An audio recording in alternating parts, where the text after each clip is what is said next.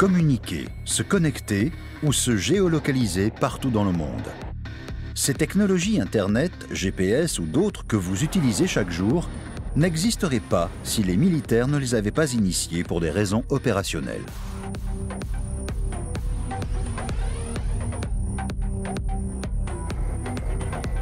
Pour ce nouveau numéro, notre équipe est partie à la rencontre de ces inventeurs du monde de la défense. Ingénieurs, entrepreneurs ou techniciens de pointe, ils préparent les innovations du futur, celles que vous retrouverez demain dans votre quotidien.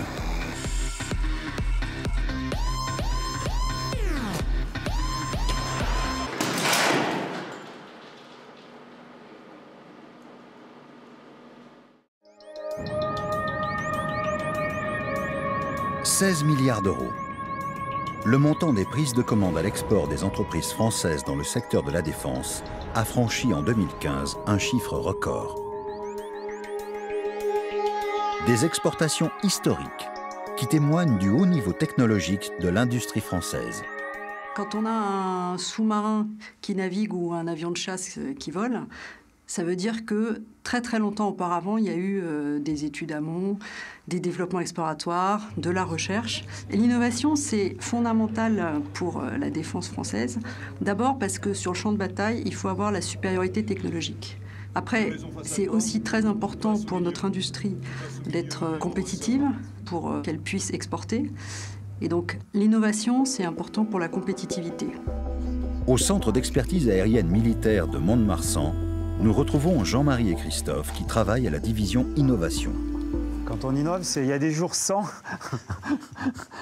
et il y a des jours avec, mais il y a des jours sans, ouais. Ce jour-là, ils testent un prototype d'aéronef guidé à distance.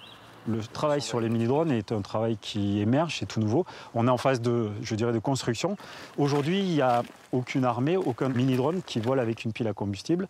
Donc, l'objectif, c'est d'être la première armée qui mettra un drone à pile à combustible de manière opérationnelle.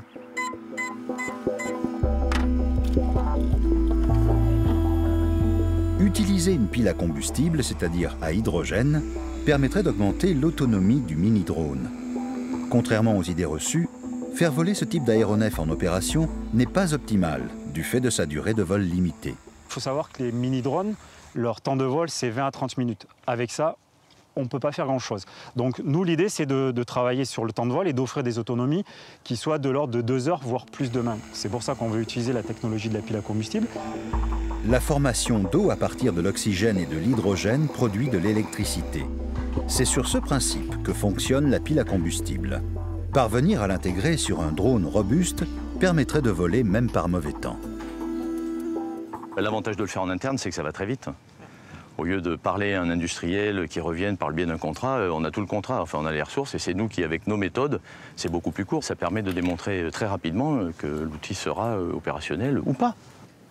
À terme, ce type de drone à pile à combustible pourrait contribuer à protéger les bases aériennes, équiper les forces spéciales ou encore avoir des applications dans le civil.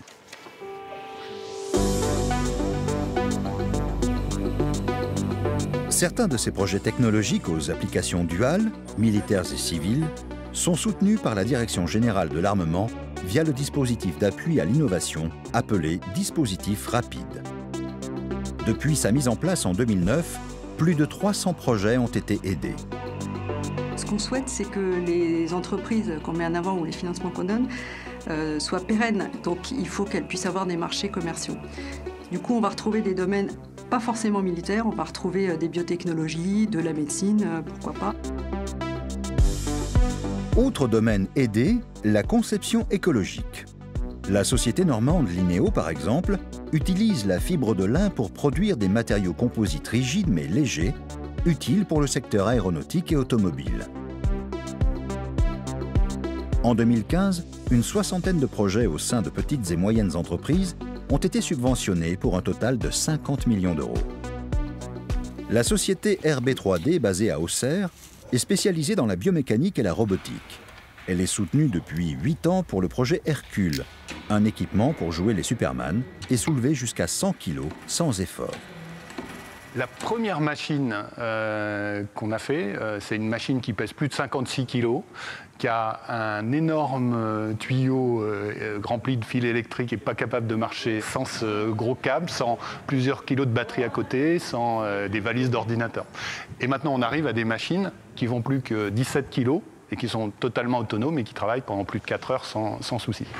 On a divisé quelque part les masses par 4, alors que les capacités d'effort ont été multipliées par 3. Ce projet, quand on l'a monté au démarrage, clairement, on n'a trouvé personne dans la sphère bancaire privée pour financer un projet aussi en rupture, on va dire, par rapport à l'existant. Donc, en fait, seule la DGA a répondu à notre appel en acceptant en fait, la prise de risque sur une technique de ce type. Au total, les différentes étapes autour du projet depuis 2009 auront coûté plus de 7 millions d'euros. Une déclinaison du projet sera bientôt utilisée dans les entreprises du bâtiment et d'autres applications sont déjà envisagées. Demain, vous allez certainement déménager.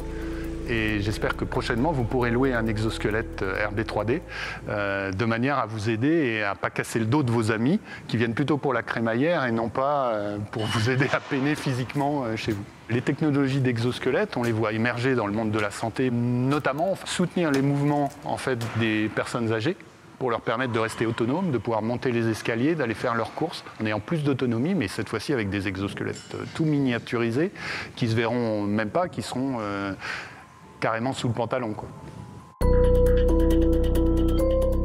Dans la région Grand Est, au sud de Mulhouse, l'Institut franco-allemand de Saint-Louis développe également des recherches intéressant à la fois la défense et la santé. Cette fois, en lien avec les technologies de l'invisible, les nanotechnologies. Pour donner un ordre d'échelle, le nanomètre est au mètre ce que le diamètre d'une cerise est au diamètre de la Terre.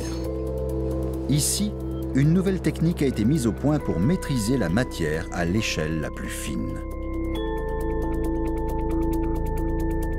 Denis Spitzer, chercheur renommé de la discipline, a conduit le projet avec son équipe. Les nanodiamants sont utilisables dans beaucoup de domaines. Alors nous travaillons en majeure partie avec des biologistes qui les utilisent pour le traitement ciblé de maladies dégénératives ou pour traiter des cellules de type cellules cancéreuses. En plus de ces applications pharmaceutiques et médicales, les nanomatériaux ont également des utilisations intéressant la défense dans le domaine de la pyrotechnie ou le durcissement des matériaux. Les acteurs de la recherche, ils sont multiples. Bien sûr, ce sont les grands groupes industriels qui vont fabriquer les avions de combat et les sous-marins. Mais dans les grands groupes industriels, l'innovation n'est pas toujours au cœur de leurs préoccupations. Et donc, aujourd'hui, l'innovation, que ce soit en France ou ailleurs dans le monde, elle se trouve plutôt dans les laboratoires et dans les PME, dans des structures plus agiles, où il y a un peu plus de matière grise consacrée à réfléchir à l'innovation. La technologie peut également servir à rendre visible l'invisible. Une autre équipe de chercheurs a créé un système capable d'apporter une aide à la détection d'objets suspects ou d'engins explosifs improvisés. C'est le projet Change Detection, un dispositif vidéo qui met en évidence les modifications apparues sur un trajet parcouru au préalable. Donc maintenant, on est en train de reparcourir un itinéraire qu'on a déjà parcouru, dont on a déjà un enregistrement précédent, et on va pouvoir mettre en avant les changements.